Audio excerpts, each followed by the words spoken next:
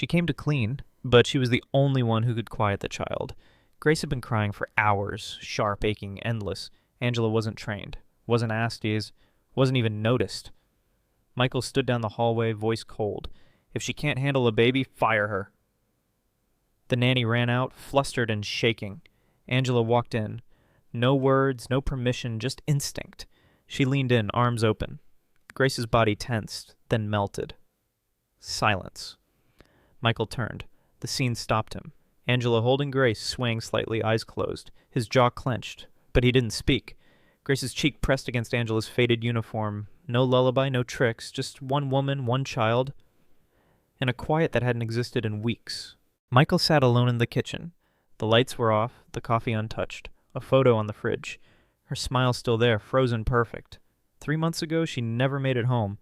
A red light, a truck, a phone call at 2:17 a.m. He didn't cry. He didn't scream, he just stood still. The funeral was brief. He shook hands, said thank you, and left before the last flower touched the casket. Since then, the house changed. Her shoes stayed by the door, her toothbrush still in place, but warmth gone. He filled his days with meetings, contracts, deadlines, anything but memories. Grace barely saw him. And when she did, he was silent. People called him strong, but strength doesn't always look like healing. Sometimes it looks like a man who refuses to feel anything at all. Grace didn't speak, not a word, not even a sound. She sat in corners, gripping a worn, stuffed rabbit, one eye missing, the fabric torn. When someone entered the room, she didn't look up. When they called her name, she didn't blink. The pediatrician used big words. Delayed response. Trauma-based regression? Possible early signs of PTSD. Michael barely listened. He stared at the wall his wife once painted blue. At night, Grace screamed in her sleep. Sharp, short cries, then silence again. The nanny kept trying. Toys, books, laughter on repeat. Nothing worked. Grace only reacted to absence. When someone left the room, her breathing changed. She was too young to understand death, but her body remembered. And in that memory, she built a silence louder than anything Michael had ever heard. Angela unlocked the door to a one-room apartment. The lights flickered. The air was still.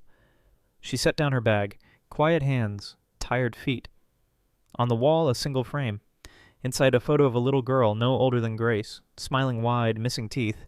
Angela touched the glass. Her fingers paused on the face. Next to the frame, a small pair of shoes hung from a nail. Pink. Faded. She sat on the edge of her bed, closed her eyes. The memory came fast. A fever, a waiting room, a hospital that said she didn't qualify for treatment because she didn't have the right insurance. Angela didn't speak. She just breathed, slowly. Then reached for a cloth. Tomorrow, another house to clean. Another child to see. Another ache she wouldn't name.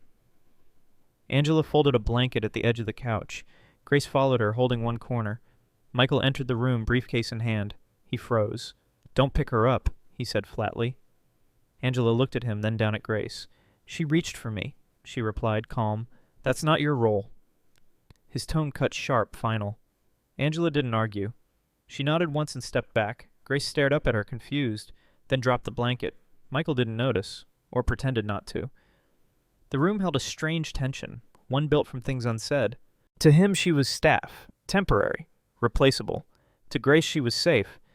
Angela picked up her cleaning cloth and turned away, but her eyes, just for a second, reflected something he couldn't name. It wasn't anger, it was something quieter, like a door slowly closing. Angela hummed while folding laundry in the nursery. Not loud, just enough to fill the air. Grace sat on the floor, tracing shapes in the carpet with her fingers. Her rabbit lay beside her. The tune shifted, soft, warm, steady. A lullaby, old and half-remembered. Grace looked up. Angela didn't notice. She kept humming, lost in habit. Then, without warning, Grace smiled. Small, quick, real. Upstairs, Michael sat at his desk. His tablet screen blinked. Live camera feed from the nursery. He leaned closer, watched. Angela turned and saw Grace's eyes. She smiled back, said nothing. Michael didn't move. He didn't know the song, but it stirred something. Not anger, not fear, just pause. He turned off the screen, sat still for a while. Some connections don't start with words. They start with a moment. Angela stood near the crib, humming the same tune. Grace rested against her chest, eyes half closed. Michael paused in the hallway. The sound stopped him. That melody, his wife used to sing it. Late nights, long drives, early mornings. It wasn't a common song, not from a book. She made it up just for Grace. Now it was as though it was coming from someone else.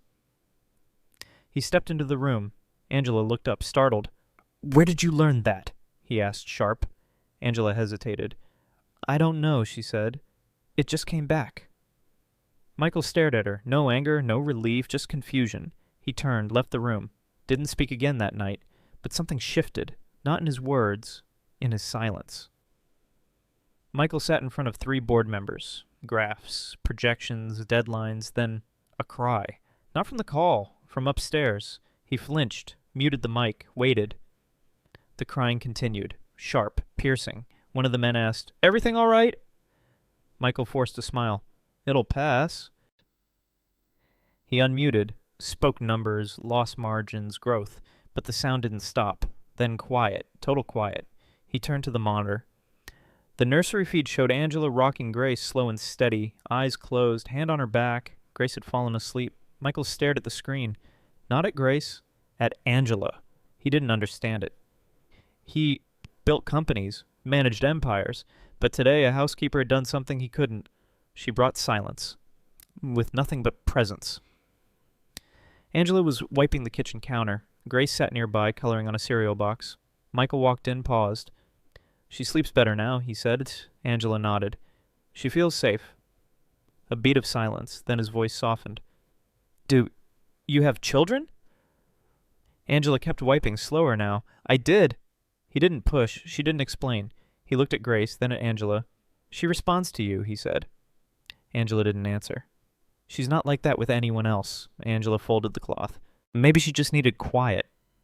Michael stood still. It was the first real conversation they'd shared. No orders, no tension, just 2 people. One lost a wife, one lost a child. And for a moment, neither felt alone.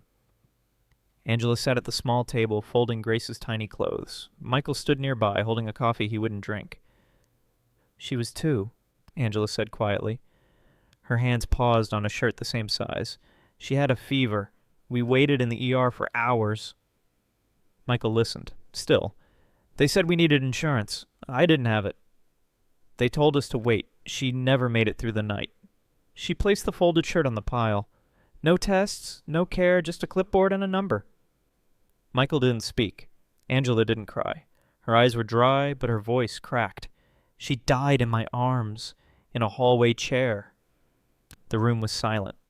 And for the first time, Michael looked at her, not as help, but as a mother, one who had nothing left to lose. Michael entered the nursery late. Files in hand, phone to his ear. He stopped cold. Angela was asleep in the rocking chair. Grace curled up in her arms, breathing slow. The light still on, a damp cloth on the floor. Michael's voice rose, sharp, angry. "This is unacceptable." Angela woke, startled. She blinked, trying to speak. "You're not here to nap," he snapped. "You're done. Pack your things." Grace stirred but didn't cry. Angela stood slowly, holding the baby tight one last time. "I didn't plan to fall asleep," she said. "But she needed someone." Michael didn't reply. He turned away, jaw clenched. Angela placed Grace in the crib. No goodbye, no defense, just a quiet exit from a place she was never truly invited to stay. That night, the house was too quiet. Michael passed the nursery door. Something felt wrong. He stepped in. Grace was sweating, her face flushed, breath shallow. He touched her forehead, hot, burning. "Grace?" No response. He called the nanny. No answer. He reached for a thermometer. 103.8 degrees F. Climbing. Michael panicked. He called the pediatrician, stumbling over words. "Bring her in, now." He wrapped Grace in a blanket. Her eyes fluttered, unfocused. He looked around. Angela wasn't there. She would have known what to do. She always knew. Grace whimpered weakly. Michael held her tighter, then whispered, more to himself than to her. "Just stay with me, okay?" Outside, the rain had started again, and the screen cut to black. The hospital hallway was cold. Michael paced, holding Grace close. Nurses moved fast, no time for questions. He stared at the door they disappeared behind. Alone, then... Footsteps. He turned. Angela stood there, soaked from the rain, hair dripping, jacket clinging to her arms. She didn't ask permission, didn't explain. "I heard," she said simply. Michael didn't speak, didn't need to. Angela moved past him, steady, calm, straight to the nurse's desk. "What did her vitals show?" she asked. She had done this before. Michael watched as Grace's cries softened in her presence. Even in sickness, the child knew who she needed. Angela wasn't on payroll anymore, but she came back anyway. Not for a job, for Grace, because some bonds don't wait for permission. They stood outside Grace's hospital room. Machines beeped softly behind the glass. Angela crossed her arms. Not cold, just guarded. Michael looked down. His voice didn't come right away. "I was wrong," he said quietly. Angela didn't react. She waited. "I judged you. I pushed you out. And when she needed someone, it wasn't me." He paused. "I'm sorry." Real, unpracticed, heavy. Angela looked at him, really looked. "You didn't know," she said. "But now you do." Michael nodded. No excuses, no defense, just stillness. For the first time, the space between them softened. Not fixed, but human. Some doors don't slam. They open slowly, when someone finally knocks. Morning light crept through the hospital blinds. Angela sat beside Grace's bed, gently brushing her fingers through the child's hair. Grace stirred, eyelids fluttering. Her voice cracked, a whisper more than a word. "Mommy..." Angela froze. Michael, standing at the doorway, looked up. He had heard it too. Grace reached for her hand. Eyes still half closed, but sure. Angela didn't speak. Her throat tightened. She held Grace's hand quietly. Didn't correct her. Didn't explain. Michael stepped forward, but stopped. In that moment, he saw something he hadn't before. Not just comfort, recognition. Grace had chosen, not by logic, not by blood, by feeling, and that word, whispered in weakness, held more weight than anything either of them could say. Michael sat alone in his office. The hospital discharge papers rested beside his hand. He opened a folder on his laptop, labeled simply Emily. A video played. Shaky, handheld, his wife smiling into the camera. Grace cooed softly in her arms. Emily spoke, laughing at first, then softer. "If anything ever happens to me..." Michael leaned in. He hadn't watched this one before. "I know you love her, I do, but if grief ever makes you cold, let someone else love her, Michael." A pause. "Let her feel safe even if it's not with you." The screen froze on her face. Warm, honest. Michael closed the laptop, eyes fixed on the dark screen. He had spent months holding back. But she had asked him not to let love die with her. Michael stood in the hallway, watching. Angela sat on the couch. Grace curled against her side, smiling. They shared a book, a quiet laugh, a comfort he couldn't seem to reach. He turned away before they saw him, went into his study. He didn't sit, he just stood there, still. His chest tightened. It wasn't anger, it was something colder. Why did his daughter feel safer with someone else? Why did that word, Mommy, still echo in his head? She was his, but she didn't come to him. Not for comfort, not for warmth. And yet, he'd done nothing to earn it. Grief made him distant. Silence became habit. Now he watched from a distance. While someone else gave his child what he never knew she needed, Michael sat in his car, parked outside the clinic. The envelope rested on the passenger seat. He hadn't told anyone. Not Angela, not even himself, not out loud. But doubt had crept in. Quiet, heavy, constant. Grace's eyes, her face. There were days she felt like a stranger. He had dropped off the swab 2 weeks ago. No questions asked. Now, it was back, sealed, final. He stared at it for a long time. Fingers curled tight, afraid to open. What if he wasn't her father? What if everything already broken was never his to fix? He didn't open it. Not yet. But something inside him shifted. Not guilt, not fear. Just the slow, terrifying thought. What if love had to come without blood? Michael opened the envelope in the quiet of his study. The paper shook in his hands. One line stopped everything. Probability of paternity. 0.00%. He read it again and again. Grace wasn't his. Not biologically, not legally, not at all. He sank into the chair, the page still open. The world blurred. Everything he thought he knew was gone. The nursery, the lullabies, the first smile, they weren't his memories to claim. He'd loved her like a father, or tried to. But now, what was he? A mistake, a placeholder? Michael stared at the photo on his desk. Grace in his arms, laughing. And for the first time, he didn't know if he still had the right to hold her. Michael sat across from the clinic director. The DNA result lay between them. "I need answers," he said, voice flat. The doctor hesitated. "There was an IVF file linked to your name, but it doesn't match your genetics." Michael leaned in. "Then whose does it match?" A pause. The doctor handed over another file. Angela's name. Her records. The same embryo, the same date. Switched. Accidental, irreversible. Grace wasn't his daughter by blood. She was Angela's. Michael stared at the papers, unable to move. Angela didn't know. She had no idea. And somehow, without knowing, she'd found her child again, all this time. The woman he pushed away was Grace's real mother. Angela stood in the hallway, hands shaking. Michael had just told her. The truth, the mix-up, the biology. Grace was hers, not just in love, in blood. Angela backed away. I held her every day, and you... Her voice broke. Michael reached for her. She stepped back. You knew and waited? You thought you could decide for me. He stayed silent. There was nothing safe to say. Tears filled her eyes, but she held them in. I came here to clean floors, not to be handed my daughter like a mistake. She grabbed her coat, didn't look back. The front door closed hard behind her, and just like that, Angela was gone. Not angry, wounded, and more alone than ever.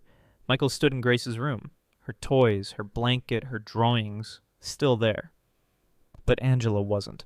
He held the custody form in one hand, empty signature line staring back. His lawyer called earlier. Legally, you have no claim. But how could he walk away? He fed her, held her, sang to her. He taught her how to hold a spoon, how to whisper shh when the world got loud. Grace was his daughter, even if science said otherwise. Still, his chest tightened. He knew Angela's love ran deeper. But did that mean he had to disappear? Love wasn't clean, not now, not here. He looked down at the paper.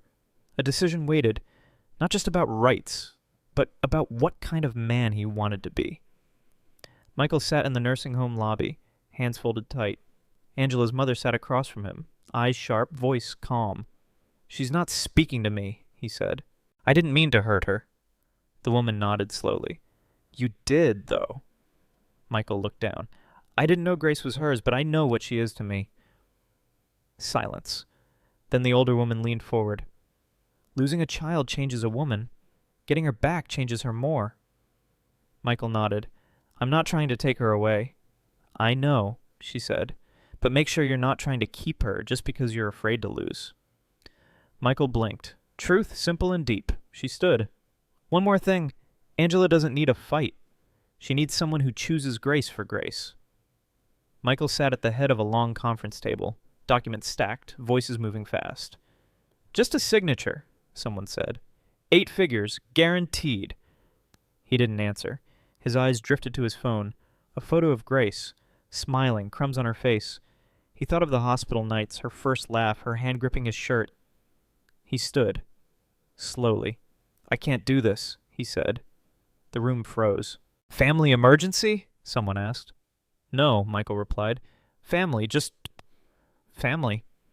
He left the deal unsigned, walked out into the light. Outside the wind was sharp, but for once he didn't feel cold.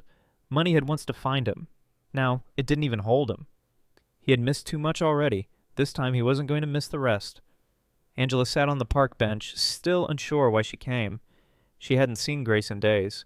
Then, small footsteps. A soft voice. Angela? Grace ran toward her, no hesitation, no pause.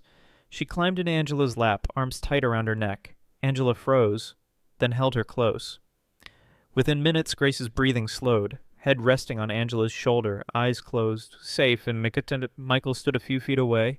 He didn't call out, didn't interrupt, he just watched. No court paper, no DNA, just this. A child asleep where her heart felt home. Angela rocked gently, eyes full but dry. Grace had chosen. Not because anyone asked her to, but because her soul remembered where it had always belonged. Angela stood up slowly, still holding Grace. Michael approached, careful not to rush. She came to you, he said. Angela nodded, quiet. She always knew, he added. For a moment neither spoke. The child sleeping between them said everything. Michael took a breath. I don't want to fight anymore. Angela met his eyes. What do you want? He looked at Grace, then back at her. I want her to grow up loved, not torn between us, not confused by the past. He paused. We can be a family, not the usual kind, but maybe the kind that chooses each other anyway. Angela's eyes softened. Not forgiveness, but maybe the beginning of trust. Grace shifted in her arms, still asleep, and something between all three of them quietly settled into place. Morning light filled the kitchen. The table was set, 3 plates, mismatched but warm. Grace sat between them, legs swinging from her chair, syrup on her chin, a laugh too big for her size. Angela poured orange juice. Michael handed over a napkin, smiling without effort. There was no schedule, no silence, no distance, just small talk, crumbs on the table, and the quiet rhythm of a family that had learned each other slowly. Grace held both their hands. She didn't need to choose any more. Angela looked across the table. "This is enough," she said softly. Michael nodded. "It's everything." What began with loss grew into something none of them expected. Not perfect, but real, and sometimes that's more than enough. Michael stood by the mantel, 2 frames in his hands. One held Emily, his late wife, smiling with newborn Grace. The other, newer, showed Angela and Grace in the park, sun in their faces. For a long moment he looked between them, different women, different stories, both mothers. He placed the photos side by side, not replacing, just honoring. Grace ran into the room, holding a crayon in each hand. She glanced up, saw both pictures, then reached for Angela's hand without a word. Michael watched them walk toward the kitchen. He didn't stop them, didn't need to. The past had a place, so did the present. And sometimes healing isn't letting go, it's like knowing where to let everything belong. Angela sat on the edge of Grace's bed. A small box rested in her lap. Grace leaned in, curious. Angela opened it slowly. Inside, it's a tiny fabric bracelet, faded pink, one loose thread at the end. "It was hers," Angela whispered. "My daughter's." Grace touched it gently. Soft, fragile. Angela smiled, eyes full but steady. She'd want you to have it.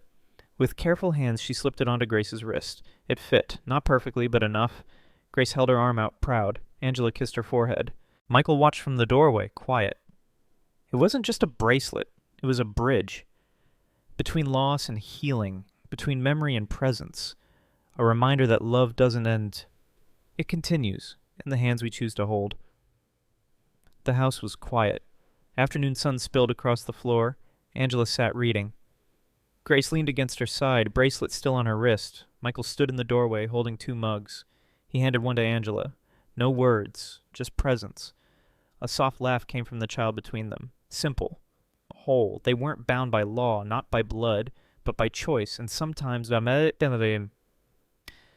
the strongest kind of family. Because family isn't who you're born to. It's who stays, who shows up, who never stops holding on.